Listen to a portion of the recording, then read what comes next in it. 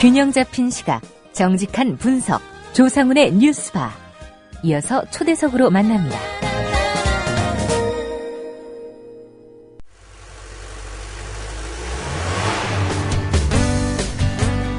새로운 시작, 새로운 여행, 대한민국 투어.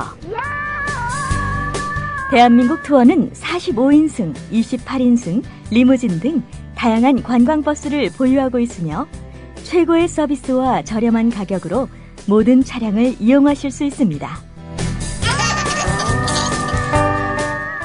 차량 문의는 1599-2686, 1599-2686. 여러분의 편안하고 안전한 여행길, 대한민국 투어가 함께합니다. 결혼식, 가족여행, 세미나, 네이버나 다음에서 대한민국 투어를 검색하세요. 45인승 리무진, 일반 버스, 35인승 버스, 28인승 리무진, 25인승 버스.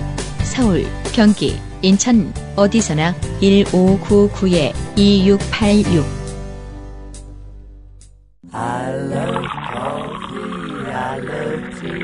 500원으로 즐기는 나만의 커피.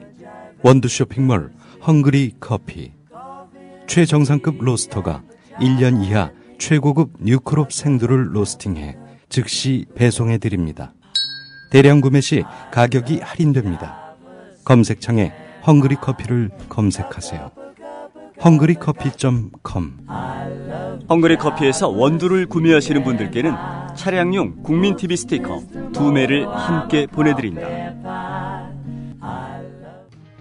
김철기 조합원 신청 광고입니다. 국민TV와 함께하는 휴대폰 쇼핑몰 T3010. 휴대폰 바꿀 때는 조합원이 운영하는 T3010에서 바꾸자. 휴대폰 쇼핑몰 T3010에서는 조합원 및 예비조합원이 휴대폰을 구입할 경우 정상 판매 이익금 중 일정액을 조합원 출자 및 증자 등으로 되돌려드립니다. 조합원이 운영하는 휴대폰 쇼핑의 성지 T3010. 문의는 070-7663-9386, 070-7663-9386. 검색창에 T3010을 입력하세요. 네, 오늘 초대석 시간에는 가계부채 얘기를 좀 해보겠습니다.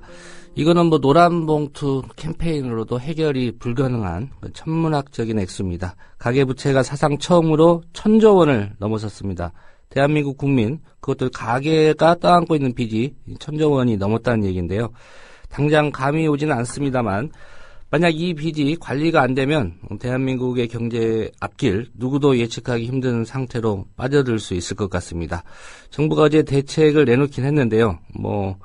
답이 있는 건 아닌 것 같습니다. 선대인경제연구소의 선대인 소장 모시고 오늘 가계부채 얘기 좀 해보겠습니다. 선 소장님 안녕하십니까? 네, 안녕하세요. 예, 오랜만에 인사드립니다. 네, 네. 1,000조 원을 넘었다는 이 가계부채, 정확히 네. 액수가 어느 정도이고요? 또 어떤 부채들이 이 내역 안에 포함이 되어 있는 겁니까? 지금 이제 2013년 4분기 말, 지난해 4분기 말 기준으로 1,021조 원까지 이제 도달했고요. 예. 지난 한 해에만 약 57조 원이 늘어났습니다. 그리고 그 중에서도 이제 정부의 부동산 대책이 집중적으로 쏟아지고, 특히 빚내서 집 사라는 식의 대책이 쏟아졌던 지난해 4분기에 예.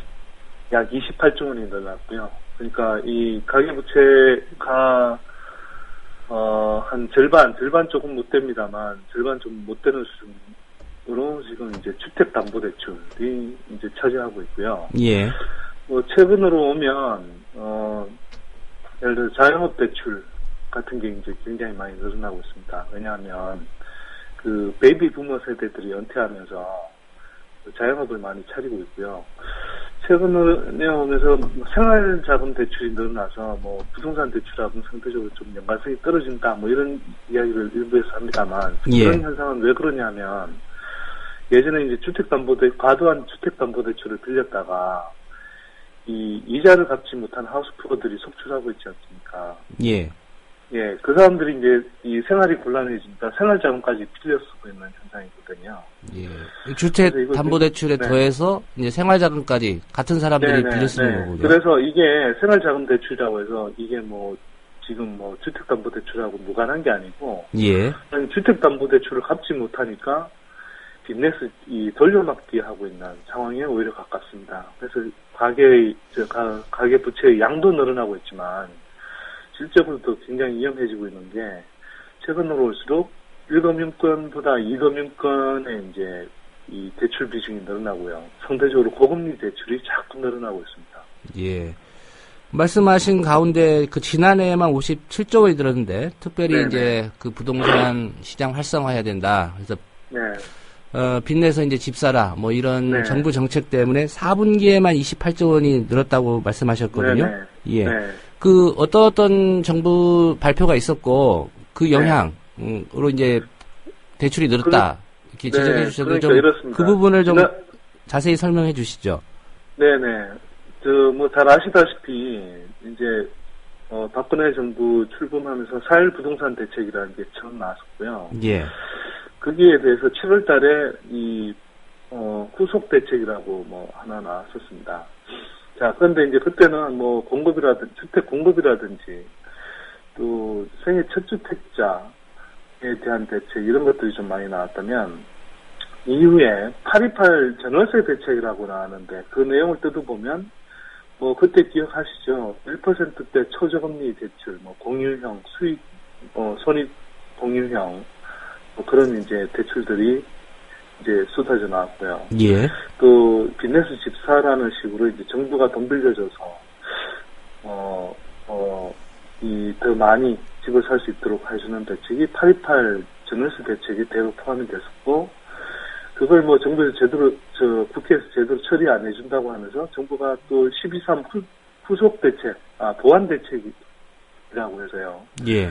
거기에서 다시 이제 빚내서 집 사는 범위를 정부 차원에서 더 확대해주는 그런 대책들을 수반했습니다. 또 이제 한편으로는 지난해 나왔던 대책들이 이제 지난해 연말에 종료가 되면서요. 그 연말에 가까워질수록 사람들이 이제 빚내서 집을 사는 경향들이 좀 강해졌었죠. 그 예. 여파가 이제 지난해 4분기에 몰리면서 이제 대출 규모가 확 늘어났던 겁니다. 예. 그럼 이런 추세는 올해 1분기에도 이어질 거라고 보십니까?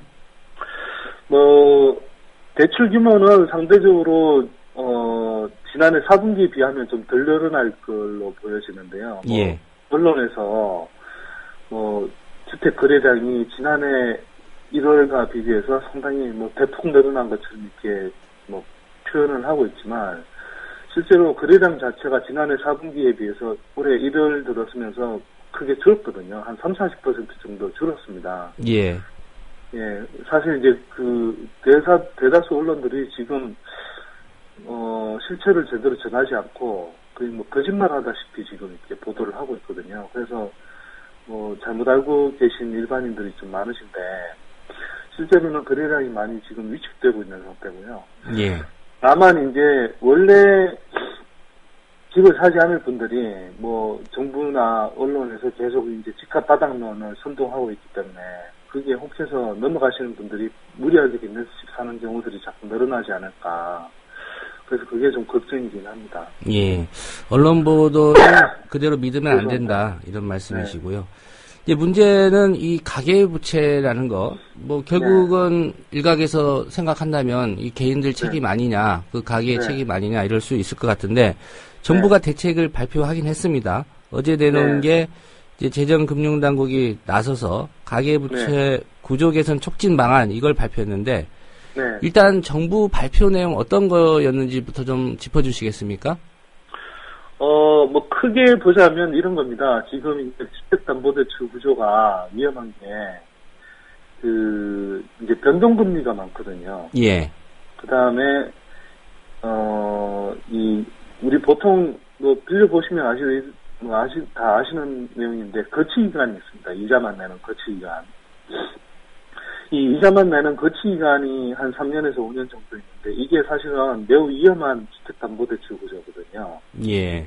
예, 왜냐하면, 이자만 예를 들어서 한 80만원 정도 내다가, 나중에 원리금을 동시에 상환해야 되면 한 300만원씩 내야 되는 식이 되어서, 이자만 낼 때까지는 버티다가, 나중에 원리금을 같이 내야 되면 굉장히 위험해지는 구조거든요. 그걸 버티지 못해요. 사실은, 지금 정부나 금융권에서 한 6년째 거치 기간을 계속 이자만 내도록 연장을 해주고 있거든요. 그래서 예. 지금 한 가계 한 70% 정도가 이자만 내고 있는데도 지금 부동산 시장에 이제 그걸 부동산 시장의 거품을 감당을 못하고 있는 거죠. 근데 이제 정부도 부동산 대책은 내놓는데 한편으로는 가계부채가 워낙 심각하니까 이걸 어떤 식으로 또 뭐 해소를 해야 되겠다 싶어서 어제 내놓은 게 변동금리를 고정금리로 바꿔준다. 또 거치기간이 없이 바로 원리금을 균등분할 상환할 수 있는 그런 이제 대출 구조로 바꾼다. 그렇게 바꿀 때 뭐 소득 공제를 해준다든지 해서 뭐 바꿀 수 있는 이 유인을 제공한다. 뭐 이런 식의 대책입니다. 예. 그러면 정부가 어제 내놓은 대책, 이거 실효성 또 효과가 있을 거라고 보십니까? 결론부터 말씀드리면 저는 실효성 전혀 없다고 생각합니다. 예. 왜? 정부가 지금 계속 빚내서 집 사라고 내놓는 부동산 대책들이 나오고 있잖아요. 자, 한쪽에서는 빚내서 집 사라고 하는데, 한쪽에서는 그리고 이 가계부채라는 게 아까 말씀드렸듯이, 뭐 어찌 보면 직간접적으로 다 주택담보대출과 연결해서 악화되고 있었고, 양적으로 실적으로 악화되고 있었는데, 한쪽에서는 빚내서 집 사라고 하면, 그러면서 가계부채 건전성을 개선하겠다고 하면, 그게 굉장히 상충되지 않겠습니까? 예. 예, 그러니까 사실 실효성이 없는 거죠. 그냥 이런 거라고 봅니다. 사실은 뭐 큰 틀에서 국민 대다수 입장에서 보면 부동산 거품을 빼고 가계부채 다이어트를 유도하는 게 맞죠. 예. 그런데 이 정권이나 또 담당 정책 관료들 입장에서 보면 임기 안에 사고 안 나는 게 지금 급급한 겁니다. 그러다 보니까 한쪽에서는 자신들은 이제 지지 기반인 사람들이 요구하는 뭐 그래봐야 사실 소수의 사람들인데 집값 떠받쳐 달라고 하니까 뭐 어떤 수를 쓰더라도 한쪽에서는 집값을 떠받치는 정책을 내놓는 것이고 그러기 위해서 뭐 무주택 서민들이 무리하게 빚내서 사서라도 이제 물귀신 작전처럼 그 사람들 끌어들여서 이제 이 집값 떠받치는데 제물로 삼고 싶은 거고요. 예. 다른 한쪽에서는 또 뭐 자기네들 생각해도 가계부채 문제는 당장 급하니까 가계부채 절대량은 도저히 못 줄이겠고 가계부채 비율도 뭐 사실 줄이겠다고 표현은 하는데 전혀 줄이는 방안은 제시하지 않았거든요. 어제 보면 그런 가운데 그냥 당장 급할 수 있는 위험할 수 있는 부분을 어떤 식으로든 조금 연장시켜 보겠다는 식의 대책이에요, 사실은. 예. 한마디로 그러니까 시한폭탄 터지는 거 좀 시간 연장한 그런. 그러니까 미루기 대책이고 또 한 번에 뭐 폭탄 돌리기 대책일 뿐이지 근본적으로 가계부채 문제를 개선하는 게 아니죠. 예. 예를 들어서 박근혜 대통령이 이런 말씀하지 않았습니까? 뭐 가계부채 문제를 해결한다고 그래놓고 또 LTV DTI는 합리적으로 뭐 완화할 것처럼 표현하지 않았었나요? 예. 근데 생각해보면 이게 말이 안 되는 게 가계부채를 개선한다고 그러면서 대출 규제 지금도 사실은 뭐 굉장히 느슨한 거거든요. 이 느슨한 걸 더 느슨하게 하겠다라는 게 사실 그러면서 가계부채의 질을 좋아지게 하겠다? 말이 안 되는 거죠, 한마디로. 저는 그래서 좀 심하게 말하면 이분이 유체이탈 상태에 있다고 봅니다. 왜냐하면 자기가 말하는 내용이 무슨 말인지 모르는 거예요. 가계부채 문제를 개선하겠다고 하는데 LTV DTI 규제를 완화하면 그게 가능하냐 이거죠. 빚내서 집값을 떠받치는 정책을 계속 쓰고 있으면 도저히 좋아질 수 없는 건데 자기가 말하는 걸 의미도 모르고 또 어찌 상칭되는 건지도 모르고 지금 말하는 것 같아요. 제가 보기에는. 예. 김무성 의원의 지적대로 써준 대로 읽는 건 아닌지 모르겠습니다. 예. 써준 대로 읽는 건데 뭔지 모르겠는데 문제는 의미라도 알고 읽어야 되잖아요. 예. 근데 의미를 모르는 것 같다는 게 문제인 거죠. 예. 일리 있는 지적이시고요. 그러면 뭐 정부에게 대책을 기대하기는 좀 난망한 것 같고요. 네. 이 가계부채 문제 뭐 근본적인 해결은 어렵겠습니다만 그래도 조금이라도 완화하려면 어떤 방안을 강구해야 될까요? 집값 거품을 일단 정부 차원에서 빼고 이걸 좀 단기적으로 정부 대책 자체가 어떻게 하면 집값을 떠받칠 거냐 하는 거에 이렇게 초점이 맞춰져 있는데, 예. 지금 1인 가구가 는다든지, 노후 세대 가구가 는다든지, 이 주택시장의 수요층에서 엄청난 변화가 굉장히 빠르게 일어나고 있거든요. 거기에 들맞춰서 이제 이 패러다임 전환을 해야 되는데, 이걸 하려면 지금 집값 거품이 일정하게 빠지지 않고서는 새 출발을 하기가 힘듭니다. 그래서 장기적인 충격이 있더라도 좀 충격을 분산시켜서 장기적으로 이렇게 이 거품을 빼나가는 정책이 저는 필요하다고 생각하고요. 예. 그래도 뭐 정부가 좀 이런 식으로 이렇게 정책을 내줬으면 좋겠는데, 뭐 안 할 테니까 제가 보기에는 안 할 가능성이 굉장히 높습니다. 지금 뭐 몇 번의 대책이 나왔는데 그런 기조가 아니잖아요. 계속 이제 집값이 바닥이니까 집 사라. 정부도 떠들고 또 언론조차 그렇게 떠들고 있고요. 심지어 공영방송이라는 KBS는 뭐 사내 윗선에서 기자들한테 집값 바닥론을 거의 선동하는 뭐 보도를 내보내라고 아예 주문까지 내려왔다고 그러더라고요. 예. 그러니까 그런 시기니 얼마나 지금 위험한 상태냐는 거죠. 사실 제가 보기에는 집값 바닥을 칠 가능성이 굉장히 낮고요. 오히려 조금 시간이 지나면 일시적인 뭐 부양책 효과 또는 언론의 그 선동 보도들 이런 것들이 이제 계속 나오고 있는데 이 고비가 지나가면 사실 집값이 다시 추락할 가능성이 굉장히 높습니다. 예. 특히 가계부채 문제가 해결되지 않는 한 이 주택시장이 대세 상승으로 반전한다면 제 머리로는 상상하기 힘들거든요. 예. 그래서 무리하게 절대 무리하게 빚내서 집 사지 마시라 이런 당부를 좀 드리고 싶고요. 또 가계부채가 많으신 분들은 지금 미국의 출구 전략에 따라서 정부 기준금리는 올라가지 않더라도 시장금리는 따라 올라갈 가능성이 상당히 높습니다. 그때를 대비해서 지금이라도 좀 가계부채 다이어트를 선제적으로 좀 미리 하시면 좋겠습니다. 예. 그 박근혜 대통령이 취임 1주년 때 발표한 경제혁신 3개년 계획, 요 관련해서도 한 가지 좀 여쭤보겠습니다. 뭐 이후에 이제 뭐 전월세 대책이랄까요? 나왔는데요. 고가의 전세는 좀 누르고 월세 방식을 좀 권장하겠다. 그래서 월세 사는 사람들에게 뭐 세액공제 혜택도 주겠다. 이런 발표 있었습니다. 요거는 어떻게 평가하십니까? 전형적인 토끼몰이죠. 그러니까 지금 정부 목표는 뭐냐면 전세 제도가 우리 알다시피 이제 수십 년 된 제도 아닙니까? 그런데 이게 사실은 뭐 대세 상승기 때 집주인들한테 이 세입자가 그 저렴한 비용으로 이제 자금을 빌려주는 구조였거든요. 그 대가로 상대적으로 이제 저렴하게 뭐 주거 생활을 누릴 수 있는 그런 구조였는데 지금 정부 대책은 뭐냐면 전세를 반환하면 줄이고 그러니까 지금도 자연스럽게 줄고 있는데 그 비중을 더 빠른 속도로 줄여서 이제 한쪽은 빚내서 이제 집 살게 만들고 또 다른 쪽은 상대적으로 더 고비용 구조인 그 월세 쪽으로 몰아가는 겁니다. 그래서 이제 정부 생각은 지금 뭐 그분들 생각을 보고 있으면 제가 너무 황당한데요.